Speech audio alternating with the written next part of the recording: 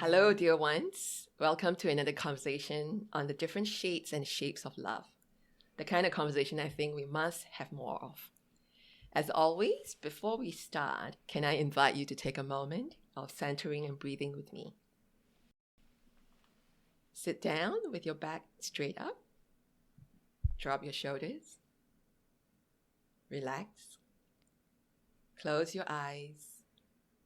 Breathe. Inhale deeply. Exhale slowly. Inhale deeply.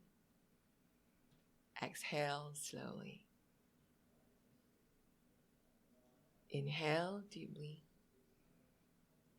Exhale slowly. When you're ready, gently open your eyes and now listen with your heart. Today's shade of love is approve. Approve was the love I strived for to appease my distorted sense of belonging from birth. I made good what my second uncle remarked to my 12-year-old self then. We called you sampat, but how can you be slow when you keep coming up tops in class?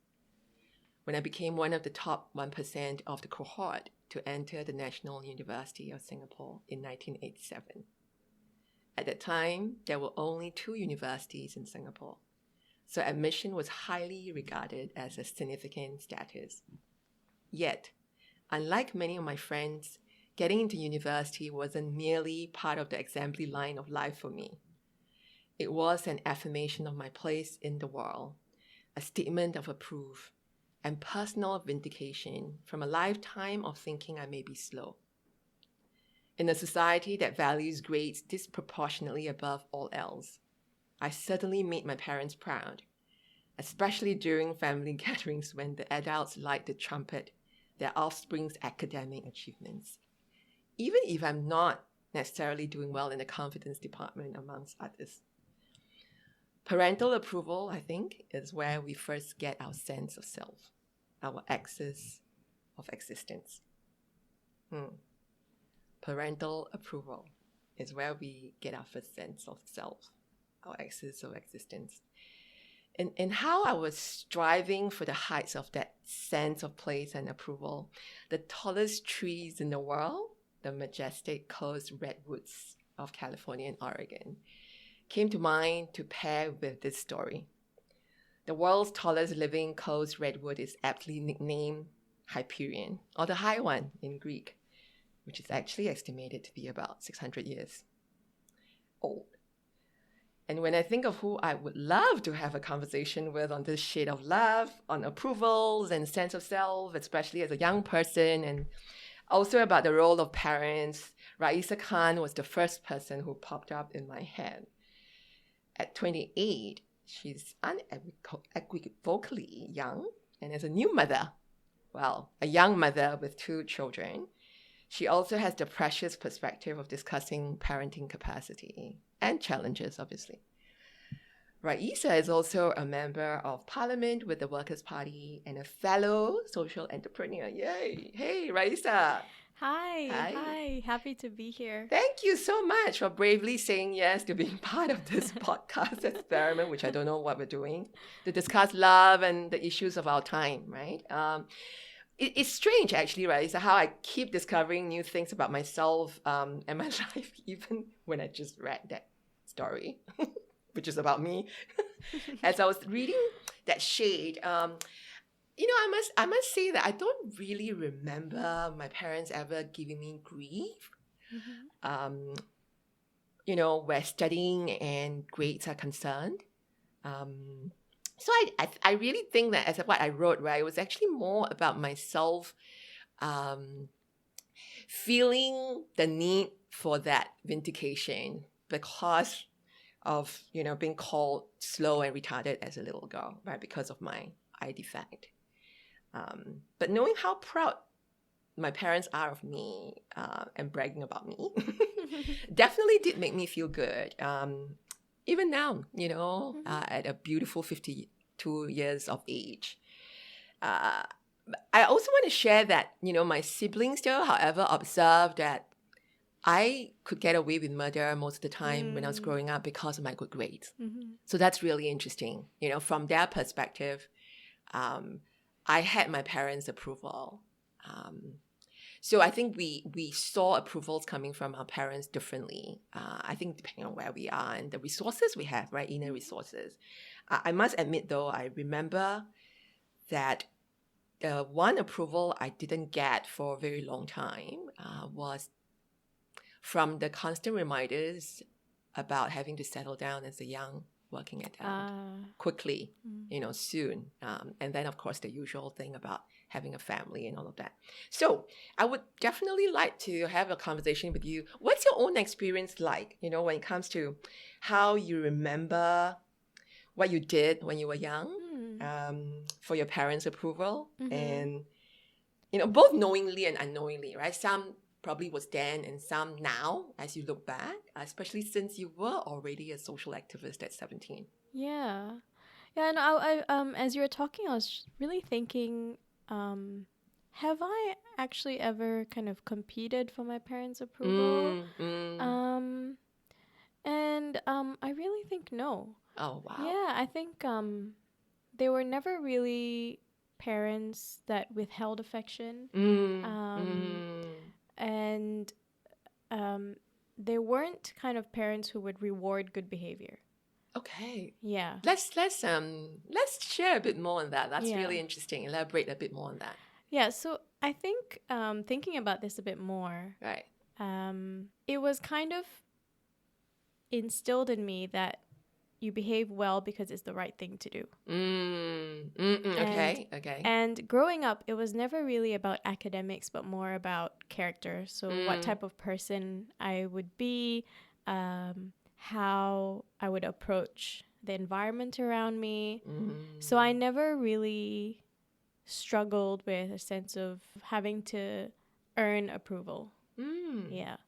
Do you think that that's the same with your siblings? No. Yeah.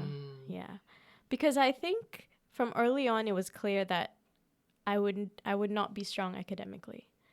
Right. And so it was never forced on me to excel in that way. So I excelled, I think, in different ways. In the way I was outspoken, I was confident, I was, I think, quite an empathetic child that could, I think, hold quite mature and intelligent conversations. But it never translated into academics. Whereas my brother, he was a very quiet child. And so I think he did feel the pressure to excel academically. How do you think your parents reinforce your strengths, right? In the way they parented you and your brother, and was there a difference, obviously, in the way they parent both of you? And also, were there challenges you felt as a child with them as parents? I mean, it's wonderful to hear that they were very supportive and they would not be sort of imposing, right? Yeah. Sort of the way a lot of Asian parents may, where grades and academic achievements are concerned. Yeah. Obviously coming from, well-meaning intention. Yeah. Yeah. How would you say your parents reinforce your strengths? I think they pretty much left me to my own devices. They were. I grew up in Jakarta. Right. Okay. And I went through an international school system, which is completely different than the Singapore system. So I think that played a part as well in how sort of relaxed they are. But when I did come back, so I came back the last few months of primary 5. Okay, that's still very young though. Still very young. Still 11 or 12, yeah, right? Okay. Yeah, still very young. And I was put in the local school system. How was I mean, that was, it was very tough. It was really, really tough. But then so I remember going on break and then coming back as a primary 6 student and then learning what PSLE was. And then And that's when I think the kind of academic pressure began. But it was only for that year. And it was only, I think, the last kind of few months of that year before PSLE that was probably the only time that my parents pushed me academically.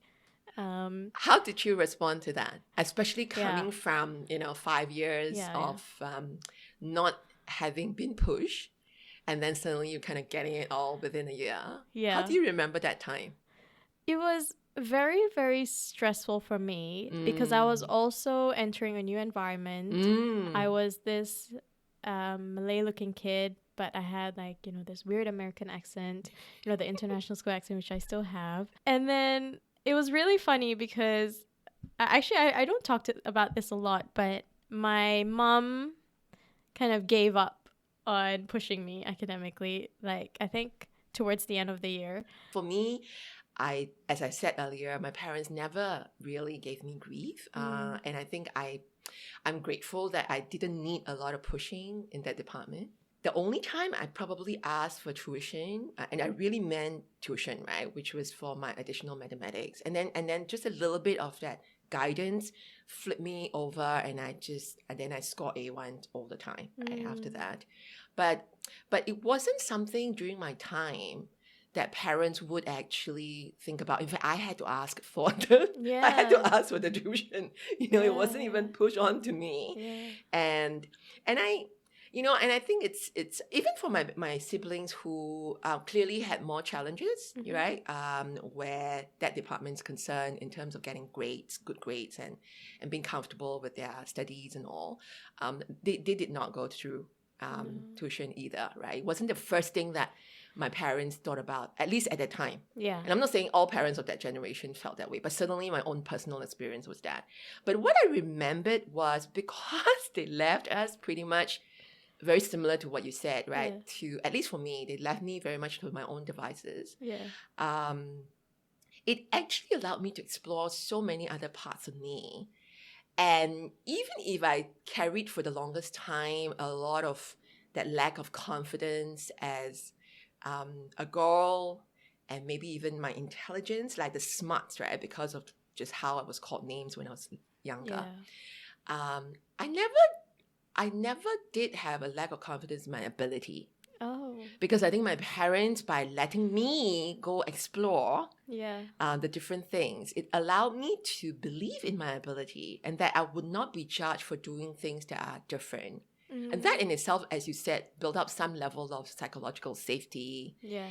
That starting to get that sense of yourself. I mean, it's not all of myself, but that one part of myself where, felt really intact was that belief in my ability, right? Yeah. So what do you think, as you said about, you talked about you're not blaming parents because the parents come from, well-meaning intention to want their children to succeed. Yeah. What's then a larger drive?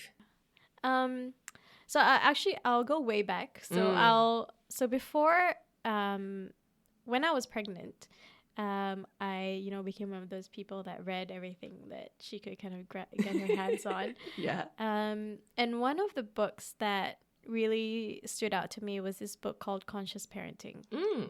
So it's a kind of belief system that as a parent, your first and most important responsibility is to work on yourself, and to make sure that you are the best person that you can be, and that you're confident in yourself, you're confident in what you want to achieve in life, and you do your best to kind of make sure that you meet your own goals, so you don't project all of these ambition, all of these wants, unfulfilled need, things needs and aspirations or dreams, right? Exactly, on your kids. So, and I think this is what happens with a lot of parents, because they're kind of stuck in this cycle where they decide to have kids, and then kind of they spend a lot of time making sure that they can provide for the kids, and then they forget. And of course, we live in an environment that is very competitive, and there's not much wiggle room to kind of explore your own dreams and aspirations.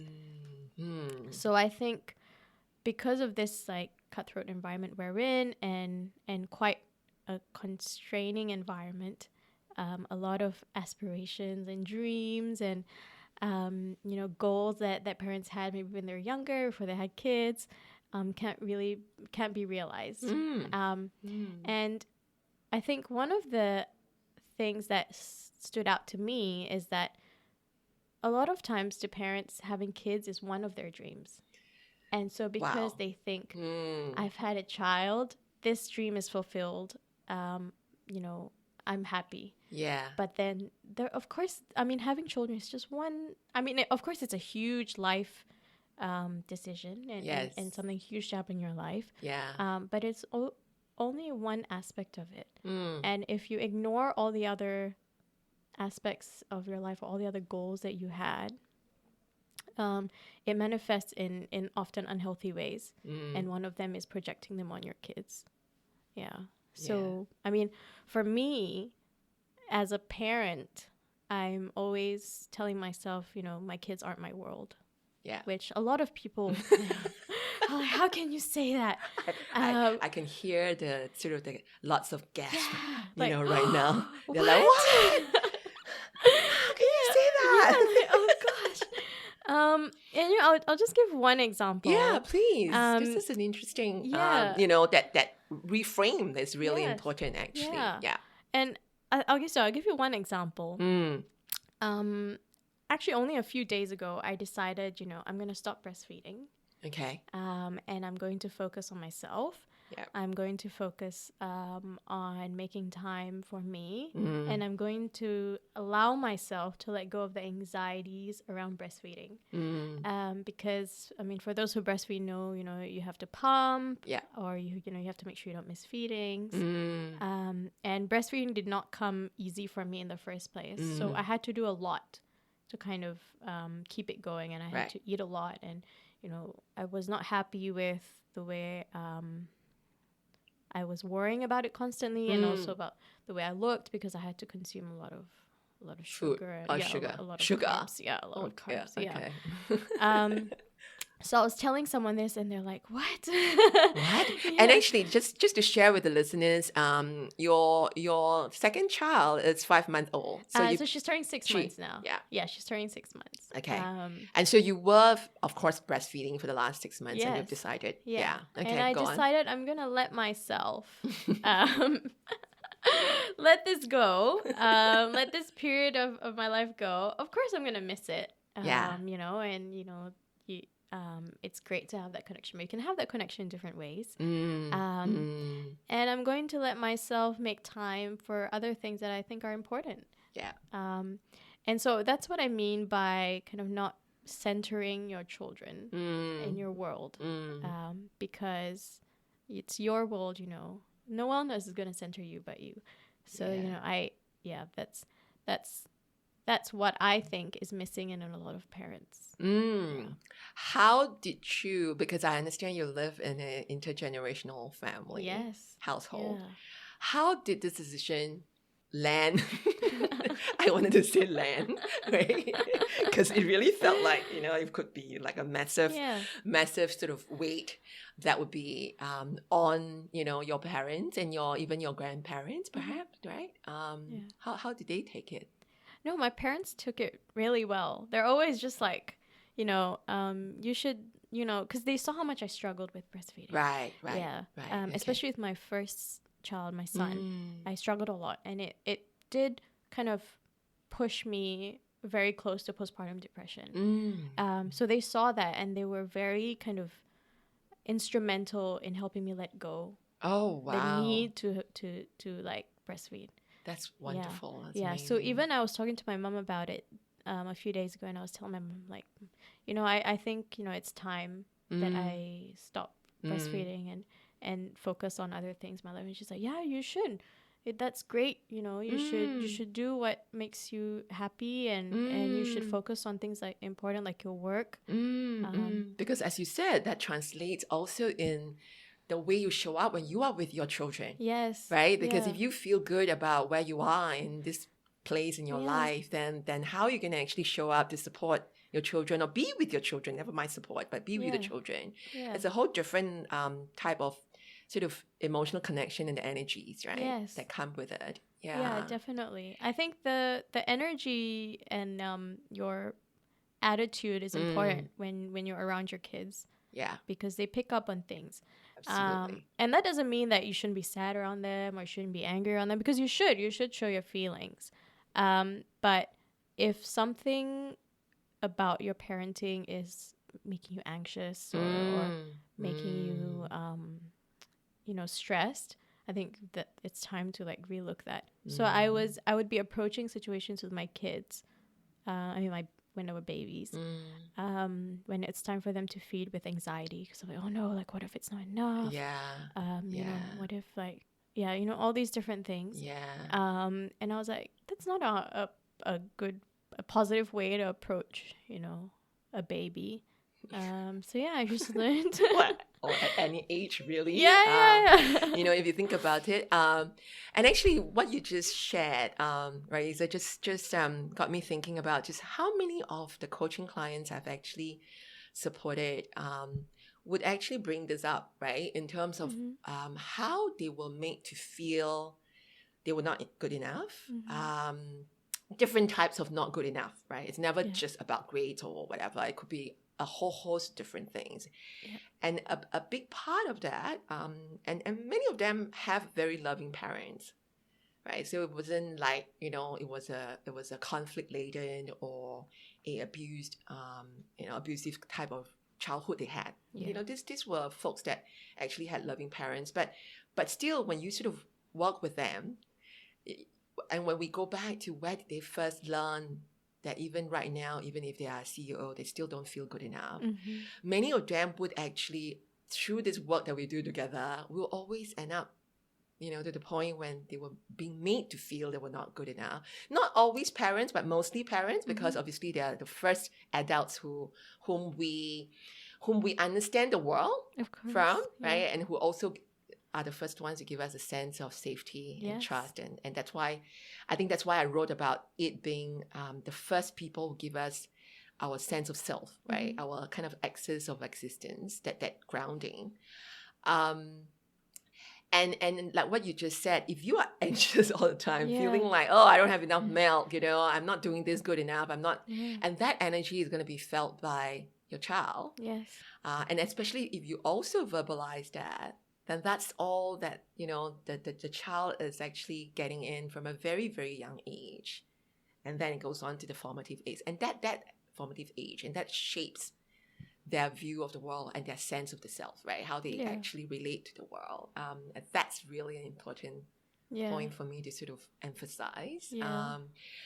What do you think then? You talked about conscious parenting, which I think it's really important. I don't think it's a nice to have.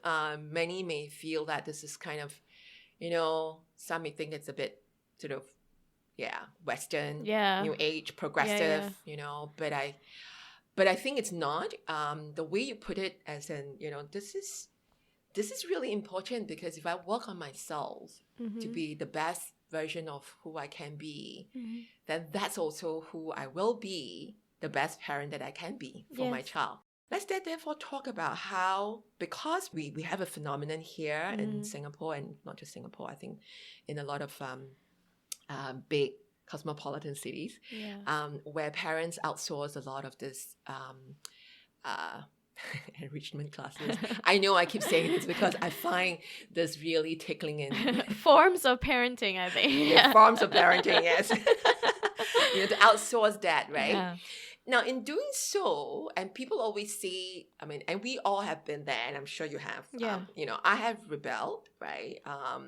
Because forbidden fruit is always the sweetest. And so when we actually, in this sort of outsourcing, our outsourced forms of parenting, would that call up a certain rebellion in, by nature, there will be some sense of rebellion. You have to, because especially as a young adult, you're trying to become independent. There would be some pushback, right? So that's biological, that's physiological, that's psychological. But us being put in those situations, boot camp and all, would that actually call out more Uh, I pushback? I could imagine maybe for some children, but for me, no. I think for me, it was kind of like, whoa, I need to get my stuff together. Oh, so Yeah. it kind of worked on you, even though it Yeah, was traumatizing. it worked for me. Right. It worked for Okay. me. Okay. But yeah, I've never had that kind of I'm like sense of rebellion. Yeah, I've never pushed back in that way. Okay. Yeah, I've always. So when I think about rebellion, I think about my ideals that I've developed that are against the traditional Yeah. views that my parents have. Right. So that was the form of rebellion I took. How did you manifest that? Yeah. To them, and how did they take that challenge to their views? I think they take it pretty well. I must say, because yeah. you were given the space to still pursue, right? Yeah, and in our house, it was always kind of like, you were given the opportunity to speak. Okay. And we will speak to you as an adult. And I mean, of course, there were like lots. I mean, there were arguments and things like that. But we still had kind of the mutual respect, which I don't think a lot of parents do. So I was going to ask you, right? Because obviously we will have young listeners listening right now, and how does one negotiate, right? I mean, that's obviously the need, to. Because you're trying to find a sense of self, and like you said, you have your ideals, right? That are clearly in some ways also sort of in conflict with your parents' way of thinking and their own ideals. So you talk about your parents being open to you, sort of sharing your views and talking about it, and there were arguments. What else do you think? A young person who clearly sees, feels a lot of challenge with working with their parents, on where they want to go, who they want to be, what they want to do. Yeah. What comes up for you in terms of what you can share with them? How do they negotiate and navigate? I mean, firstly, I think I do have to say that, so I come from a place of privilege. So, I mean, I never had to support my parents. I've never had to kind of push aside the space for me to learn and grow, to make sure that I'm contributing financially or anything like that. And in terms of my identity, I mean, for the most part, it's quite traditional. I got married, and so I went to university. I got my degree. I got married. I have children. So it's very. I mean, I think those things play a part as well. Yeah.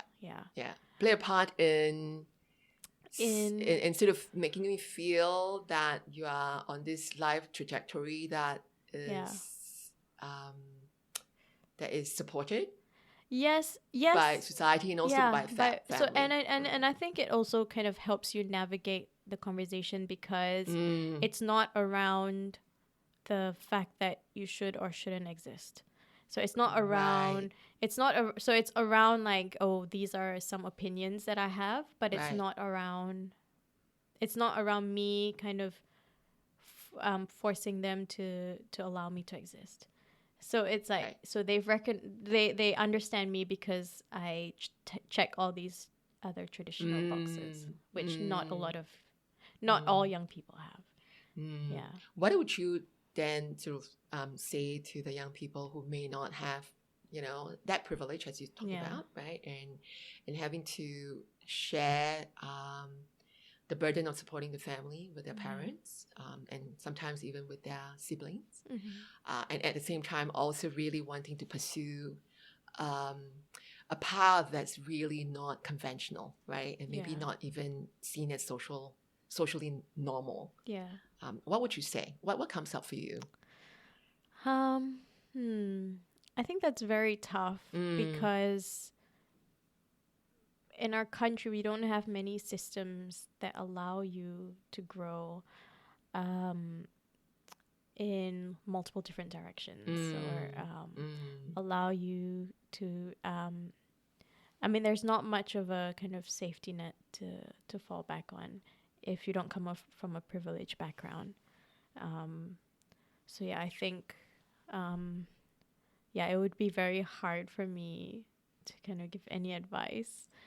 No, I appreciate that. Yeah. It's also hard, right? Because then how can we imagine what it's like if we ourselves have not gone through it? Yeah. But I guess, as you said, sort of you can see why it would be challenging because of just how the system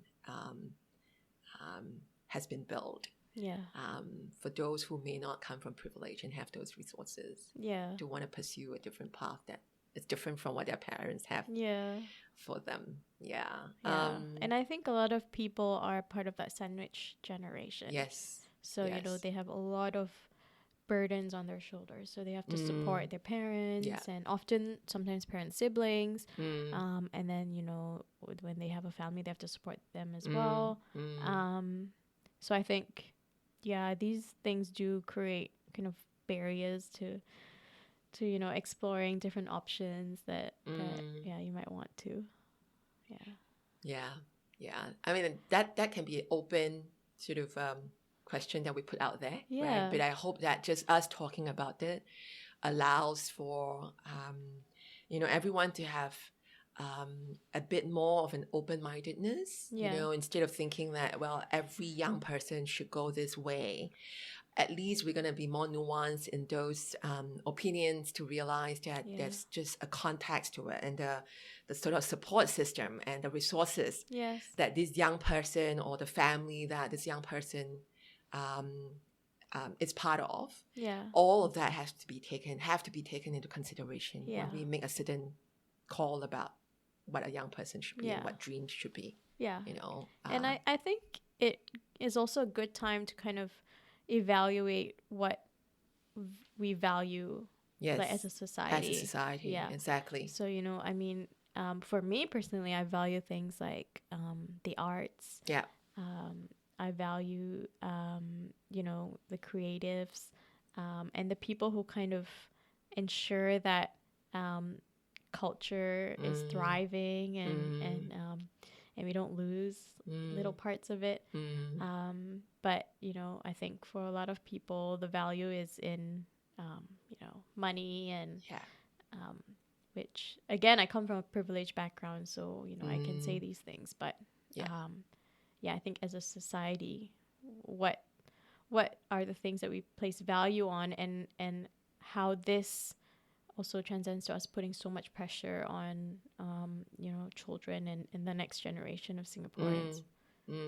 And it's almost a bit of that domino effect, because with what we value as a society will get assumed by parents, right? Because of course every parent wants their children to succeed in a society, right? And so therefore that becomes a bit of a sort of you know, the guidelines, right, to how you're going to actually parent your children to be successful within a society like this. And then I think also then that gets assumed by the children themselves too, right? Both because of the parents saying they should and the society that they are part of, you know, saying they should. So then that becomes, I think, it can become a little bit of a vicious cycle.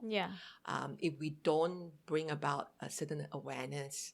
You know, I don't think we need to all say that we want to go for arts or, you know, or just about, you know, the quality of relationships being the most important thing in my life. But I think it's just having that awareness of what makes up how we have our own value system, right? As an individual, within the family. A lot of what happens in the society comes back to us. But actually, a lot of who we are also goes back to the society, right? It's actually this sort of loop back that happens. Let's talk a little bit about what's your view now as a parent, right, of two children, about this sort of concept between nature versus nurture. Right? How much of I mean, this obviously is your personal view. I mean, this Yeah, is yeah. not an intellectual, scientific. No. Yeah. Good to discussion. put that out there. Yeah, same. Neither am I. So I'm not coming from that standpoint Yeah. because there are tons of research out Yes. there and studies and all Yeah. of that. But I think for you as a mother, right, what's your view on that? Because very often I hear people talk about this all the time. My child is born like this. Or even for many coaching clients, the first thing they say, I've always been like this. This is how I am. Yeah. Right? And then there's, of course, another group that says, oh, actually, no. I mean, you can change. Yeah. It's hard, but you can change. What's your take as a mother? Or as a parent? As a parent. As a parent first, because that's really Yeah. important, right? Yeah. That perspective you have really ties into your sharing about being conscious as a parent. Yeah. Because if you're not conscious about the fact that there is a difference, or there is a dance between nurture versus nurture, then it's easy to go to either side. Yeah. Too completely. Exactly. Yeah. So I think when I think about this, I think about how I think some people use the whole nature versus nurture thing as a way to absolve themselves of responsibility. So, my kid's always like this, they've always been like this. But then on the other hand, I remember, being from a very, very early age, kind of always being someone who was black and white. Like, I've always been like that. So even from a very young age, I've always kind of had a very principled view of what right and wrong was. And these are things my parents would share as well. Like, kind of you've always been like that. Right. I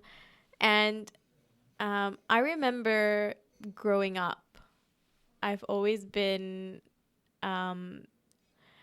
known what I would be. Yeah. So I've always known that kind of I wanted to do something that would change the world. Yeah. So from a very, and not in an egoistical kind of way, but in a I have to way. Right. Yeah. Right. And I have to wait. Yeah. That's an important emphasis. Yes. Yeah. In a whatever it is that I do, it has to have a positive impact. Right. It's almost as if this is already part of your being, right? A part Yeah. of your responsibility, accountability. Yes. That's your sense Yeah. of self. Yeah. Yeah. Okay. And I don't remember it kind of being something that my parents drilled in me, but it was just for some reason I knew that was that was what I wanted to do. Yeah. What about the nurture part then? The nurture part came in different ways. And one of the most important ways was that, so I grew up in Jakarta. And, Jakarta, poverty and inequality is very, very obvious. Right. Not like in Singapore. In Singapore, a lot of these things are hidden. Yeah. Yeah. But in Jakarta, it's very, very obvious. And my mom, she would volunteer at all these different orphanages and women's shelters. And she would bring me along. And so I understood what inequality, what privilege was from a very young age as well. Yeah. And that is nurture, right? Yeah, that is nurture. Yeah, that is nurture. Yeah, so, because you wouldn't come into this world thinking already the whole concept of inequality. Yeah. So that part of exposing you, getting you to see what is outside of your family environment allows you that perspective, and that perspective is being nurtured. Nurture. Yeah. Yes, that is nurture. Yeah. Okay, that's really interesting. Yeah. We're going to wrap up this conversation, which is really hard to wrap up because there's just so much I would like to go into. But maybe one last part to ask you, what would you say was your biggest aha moment as a parent? Now that you could connect the dots, right? Yeah. Because the reason I asked this is to also sort of support our young listeners out there to see how the transition of you as a young person, a social activist, very strong-minded, right? Then becoming a parent. What was an aha moment at any level? Doesn't have to. Was there one? Does something come up for you? I think one of them is that I think there are a few, but I think the biggest for me is that, like, wow, I'm a really good parent. Yeah.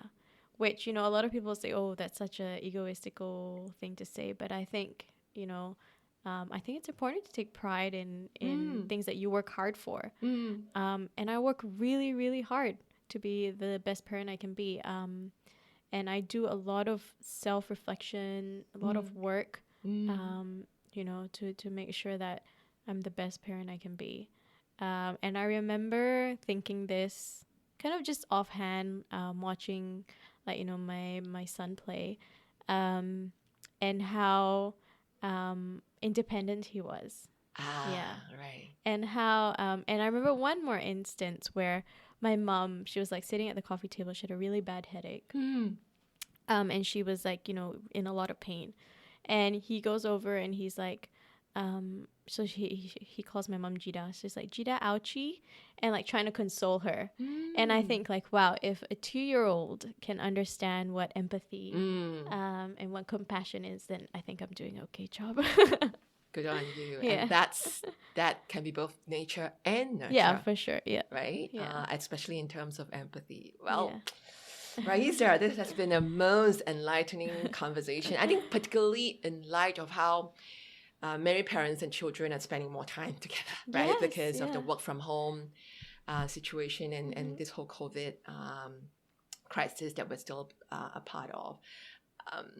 So this conversation has allowed us to go into sort of interesting terrains, seeing both sides, I hope, which is why you were the perfect person for it, right? From the sort of the child, a young person's point of view, but also as a parent. And we sort of discuss parenting capacity, the kind of support that we have to have on ourselves, and before we can, not before, but, you know, as we are actually learning to be a parent as well, but also how that impacts the development of your child. Yes. Right. So there's 3 things that I took away from this conversation. The first one is it's huge. Well, clearly it's conscious parenting, the term. Yes. Right. And I think what that speaks to me was that how we make our children feel is more important than what we do for them. Well, it's if not more important, then at least just as important, I would actually like to say, right? This is what I take away. I mean, the listeners may have different takeaways, but that's my personal takeaway. That actually the outcome of or an indication of whether you are a good parent or a successful parent or not, it's not so much in your child's behaviors. That's one of it. I mean, that can be one, but also how much you work on yourself and how much you've changed as a person as well in being a parent. The work that you actually invest in yourself. So it's not like, oh, I'm a good parent if my child behaves well, but I'm a good parent because I've actually taken all this work to work on myself. So conscious parenting. Yes, exactly. That's what I sort of you've put it beautifully. Oh, really? Wow.